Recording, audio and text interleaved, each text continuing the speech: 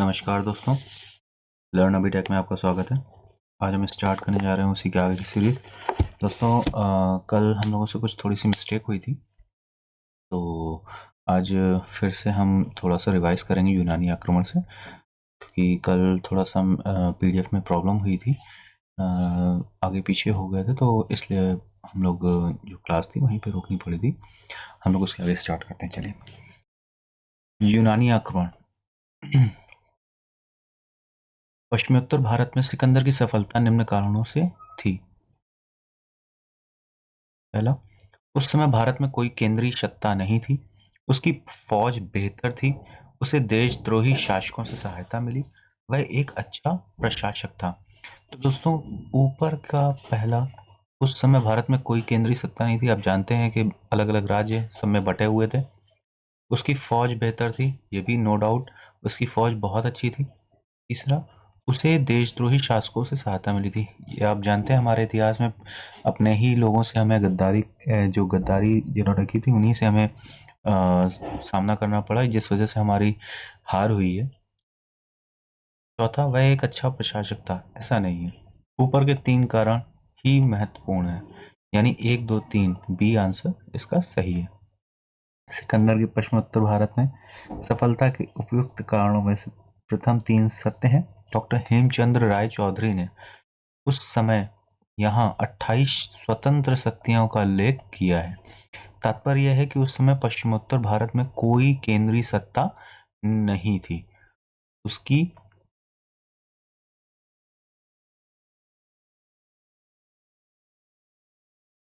सेना निसंदेह श्रेष्ठ थी। आम्बी जैसे तमाम देशद्रोही भारतीय शासकों ने उसे सहयोग दिया, तथापि भारत की विजय में उसके अच्छे प्रशासक होने की कोई योगदान नहीं है। ठीक है। दूसरा क्वेश्चन है दोस्तों, उस वीर भारतीय राजा का नाम बताइए जिसे सिकंदर ने झेलम के तट पर पराजित किया था। दोस्तों, वो पोरस था, जिसे पुरु भी कहते हैं। पोरस राज्य का झेलम और चिनाब नदी के बीच बसा हुआ था।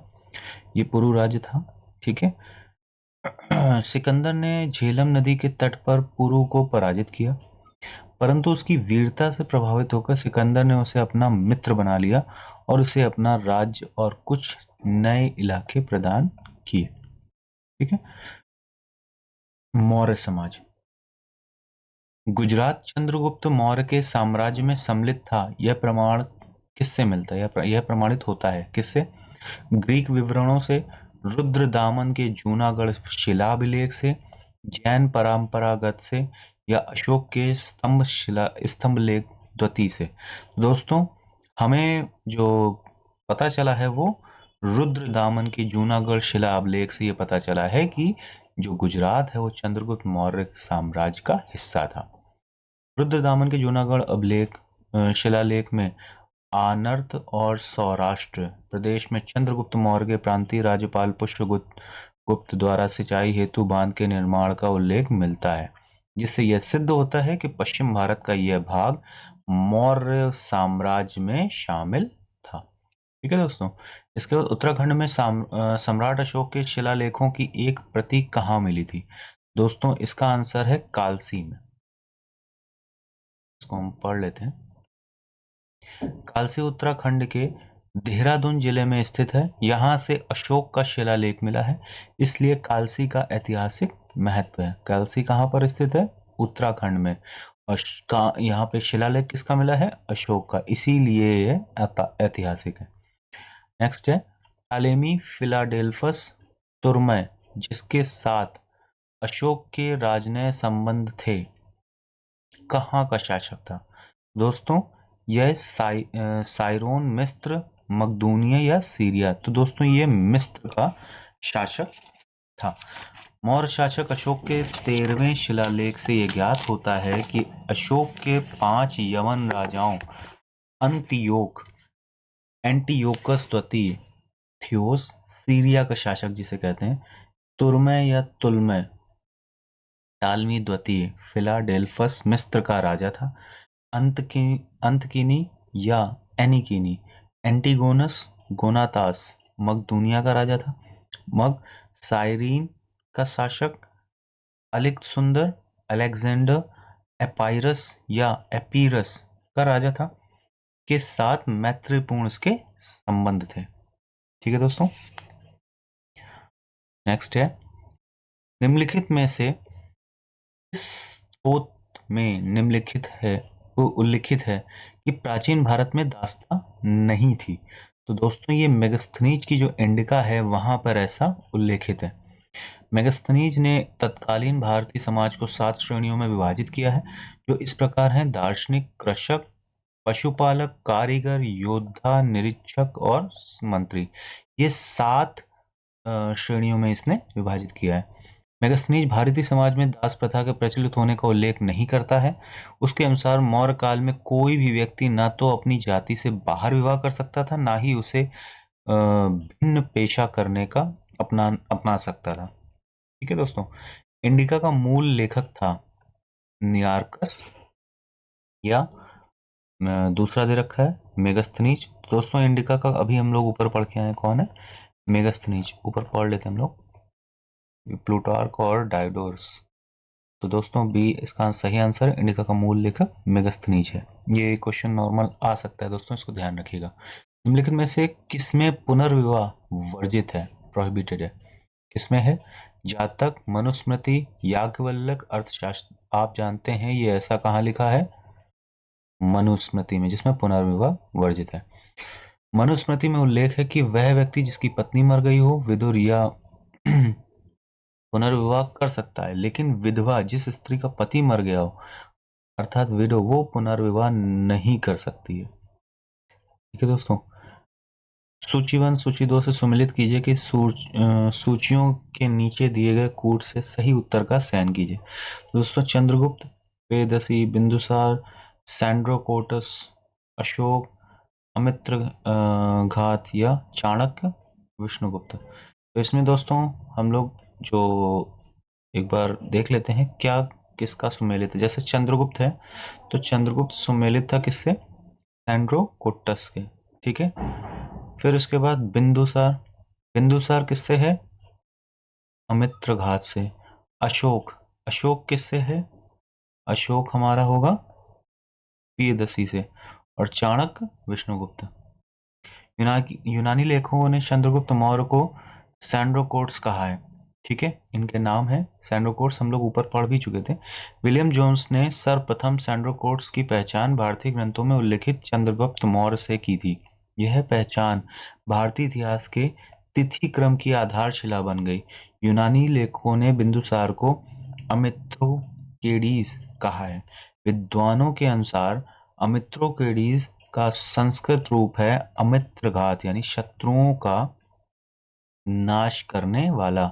मौर्य सम्राट अशोक को प्रियदर्शी संबोधित किया गया है, जबकि चंद्रगुप्त मौर्य के प्रधानमंत्री चाणक्य का नाम है क्या? विष्णुगुप्त। ठीक है दोस्तों, नेक्स्ट, ईस्वी सन के पूर्व की कुछ शताब्दियों में निम्नलिखित में से किन शासकों ने गिरनार क्षेत्र में जल संसाधन व्यवस्था की ओर ध्यान दिया? महापद्मनंद, चंद्रगुप्त मौर्य, अशोक या रुद्रदामन। तो इसका सही सुमेल क्या होगा दोस्तों? चंद्रगुप्त मौर्य और अशोक ने। ईस्वी सन के पूर्व की कुछ शताब्दियों में चंद्रगुप्त मौर्य एवं अशोक ने गिरनार क्षेत्र में जल संसाधन व्यवस्था की ओर ध्यान दिया। उस क्षेत्र में चंद्रगुप्त मौर्य ने सुदर्शन झील खुदवाई और अशोक ने ईसा पूर्व 3वीं शताब्दी में इससे नहरें निकाली।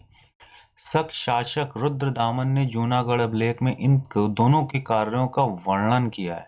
रुद्रदामन ने इस झील की मरम्मत कराई थी।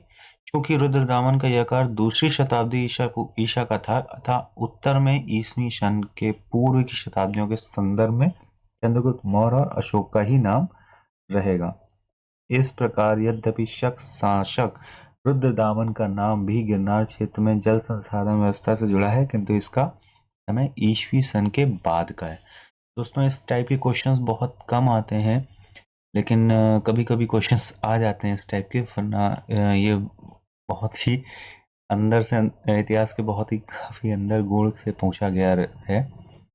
चंद्रगुप्त मौर्य ने सेल्यूकस को किस वर्ष में पराजित किया था। दोस्तों 305 ईसा पूर्व हम लोग ऊपर पढ़ रहे थे, तब ये चीजें बताई गई थी। चंद्रगुप्त मौर्य ने सेल्यूकस को 305 ईसा पूर्व में पराजित किया था। इसकी व्याख्या में पढ़ सकते हैं, मौर्य वंश के संस्थापक चंद्रगुप्त मौर्य ने सिकंदर के साम्राज्य के पूर्वी भाग प्रशासक सेल्यूकस की आक्रमणकारी सेना को लगभग 305 ईसा पूर्व में परास्त कर दिया था। ठीक है दोस्तों, शक संवत कब प्रारंभ किया गया? दोस्तों ये भी हम लोग पढ़ के आ रहे थे 78 ईस्वी में, यानी कि जब ग्रेगोरियन कैलेंडर स्टार्ट होता है उसके 78 साल बाद हमारा स्टार्ट होता है, यानी पहले बोल सकते हैं हम लोग, यानी कि जब उनका पहला ईयर था तो हमारा 78वां साल लगता है। ठीक है, जैन ग्रंथों के अनुसार विक्रमादित्य 57 ईसा पूर्व के उत्तराधिकारियों को 135 विक्रम संवत के में शकों ने पराजित कर इस उपलक्ष्य में शक संवत चलवाया था। इस प्रकार इसकी प्रारंभिक तिथि 135 माइनस 57 यानी 78 ईस्वी आती है। अधिकांश इतिहासकारों ने कुषाण शासक कनिष्क को इसका प्रवर्तक माना है। ठीक है दोस्तों, विक्रम एवं शक संवतों में कितना अंतर वर्षों में है? दोस्तों 57, 78, 135, 320 अभी हम लोग ऊपर देख चुके हैं, कितना है 135। विक्रम और शक संवतों में कितना अंतर है?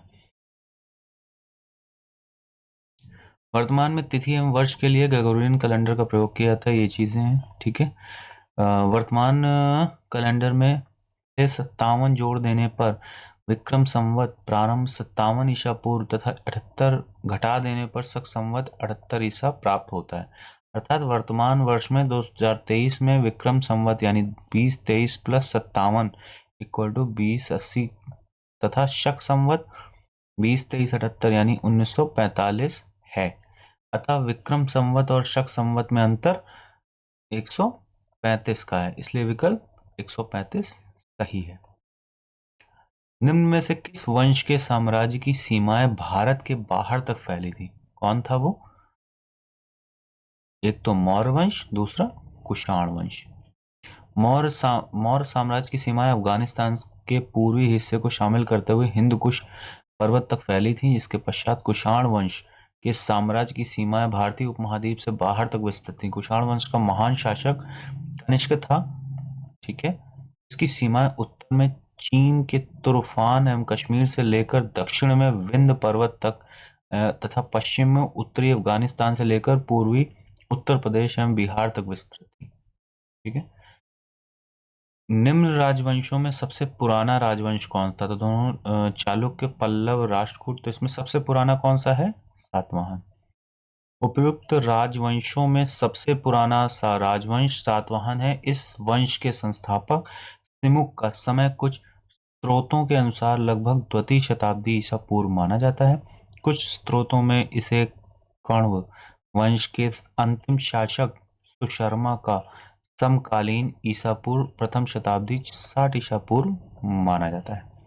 निम्नलिखित शासकों में इसके लिए एका ब्राह्मण प्रयुक्त किया है? तो दोस्तों ये गौतमी पुत्र सातकर्णी के लिए प्रयोग किया गया था।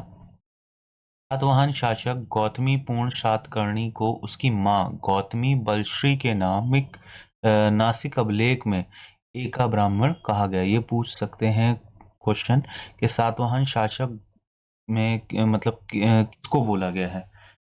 ठीक है, तो गौतमी पूर्णी सातकर्णी को उसकी मां किसके द्वारा बोला गया? सॉरी, गौतमी बलश्री के नासिक अभिलेख में एका ब्राह्मण कहा गया है। इसका तात्पर्य है अद्वितीय ब्राह्मण अथवा ब्राह्मणों का एकमात्र रक्षक।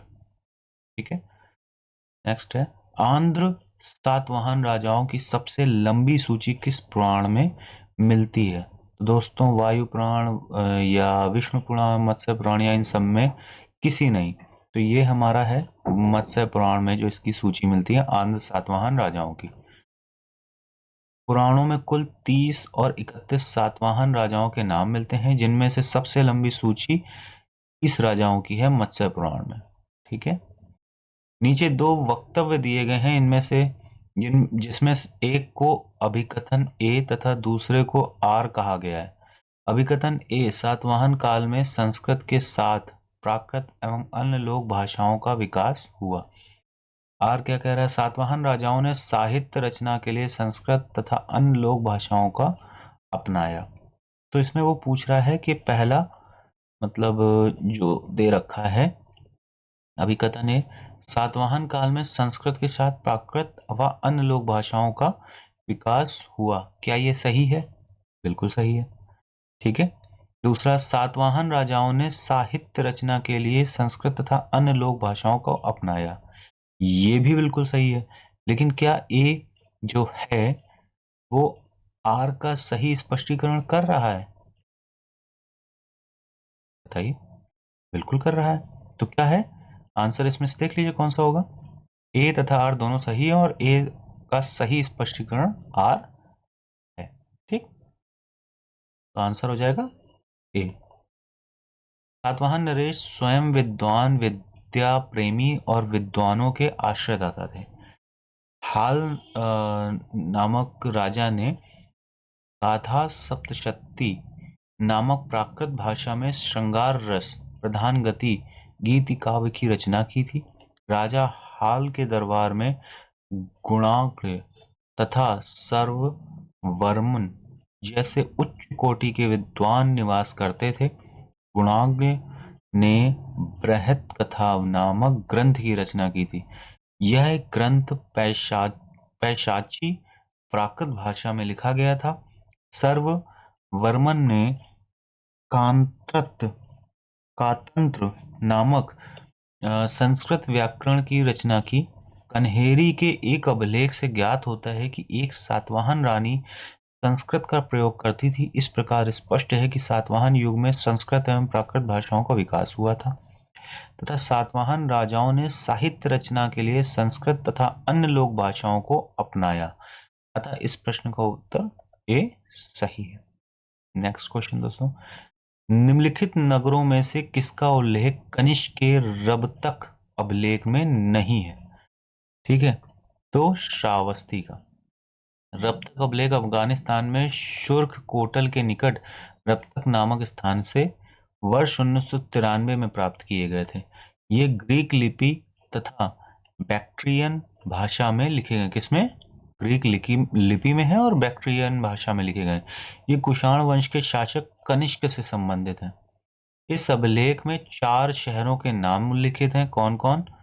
साकेत, कौशाम्बी, पाटलिपुत्र तथा श्रीचंपा। अतः स्पष्ट है कि श्रावस्ती का उल्लेख इसमें नहीं। ठीक है, बाकी ये तीनों उल्लेखित है। नेक्स्ट है दोस्तों, सूची 1 को सूची 2 से सम्मिलित किया गया है। डिमेट्रियस पहलव, रुद्रदामन कुषाण, गोंडोफर्नीज हिंद यूनानी, विम शक। तो ये किससे संबंधित है? हिंद यूनानी से। इसी तरह से बी किससे संबंधित है? बी संबंधित है शक से। रुद्रदामन कहाँ थे? शक। गोंडोफर्नीस से। सी ये किससे संबंधित है? पहलव से। और विम किससे संबंधित है? ये कुषाण से। आंसर कौन सा होगा देख लो, ये सी। ठीक है। गौतमीपुत्र सातकर्णी सातवाहन वंश का शक्तिशाली शासक था। इसके विषय में इसकी सूचना मिलती है गौतमी बलश्री के नासिक प्रशस्ति से प्राप्त होती है।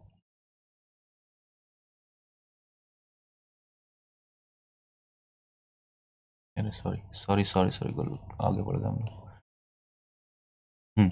निम्नलिखित में से कौन सा युग्म सही है? सम्मिलित कीजिए। नासिक, गौतमीपुत्र, हाथी गुम्फा, खारवेल, और नेक्स्ट क्या है? भीतरी पुलकेशिन द्वितीय, गिरनार रुद्रदामन प्रथम। तो इसमें भीतरी का जो पुलकेशिन है ये सही है। गौतमीपुत्र सातकर्णी सातवाहन वंश की का शक्तिशाली शासक था। इसके विषय में सूचना इनकी मां गौतमी बलश्री के नासिक प्रशस्ति से प्राप्त होती है। उदयगिरी पहाड़ी की हाथी गुम्फा से खारवेल का एक बिना तिथि का अभिलेख प्राप्त हुआ है। इसमें खारवेल के बचपन, शिक्षा, दीक्षा, राज्याभिषेक तथा राजा होने के बाद से 13 वर्षों तक के शासन की घटनाओं का क्रमबद्ध विवरण दिया गया है। भीतरी स्तंभ लेख का संबंध गुप्त शासक स्कंदगुप्त से है, जबकि पुलकेशिन द्वितीय का संबंध ऐहोल अभिलेख से है, जो एक प्रशस्ति के रूप में है तथा इसकी भाषा संस्कृत है। जूनागढ़ गिरनार से रुद्रदामन प्रथम शक संवत 72 यानी 150 ईस्वी का अभिलेख प्राप्त होता है। यह प्रशस्ति के रूप में है। इसमें इसकी विजयों, व्यक्तित्व, कृतियों का विवरण प्राप्त होता है। ठीक है दोस्तों, अब गुप्त एवं गुप्तोत्तर युग के बारे में थोड़ा सा हम लोग पहले जान लेते हैं, फिर इसके बाद हम लोग इसमें आगे से पढ़ेंगे। ठीक है दोस्तों, तो ये हम लोग नेक्स्ट चैप्टर में करेंगे या नेक्स्ट वीडियो में इसको हम लोग आगे बढ़ाएंगे। आज हम लोग यहीं तक रखते हैं। इसके बाद इसके आगे गुप्तोत्तर का युग पहले पढ़ेंगे, इसके बाद इसके क्वेश्चंस हम लोग सॉल्व करेंगे। ठीक है दोस्तों, तब तक आप लोग अपनी पढ़ाई करते रहिए, अच्छे से पढ़िए, अच्छे से रहिए, खाइए पिए और बहुत अच्छे से सिलेक्शन लीजिए। ठीक है दोस्तों, तब तक के लिए जय हिंद, जय भारत।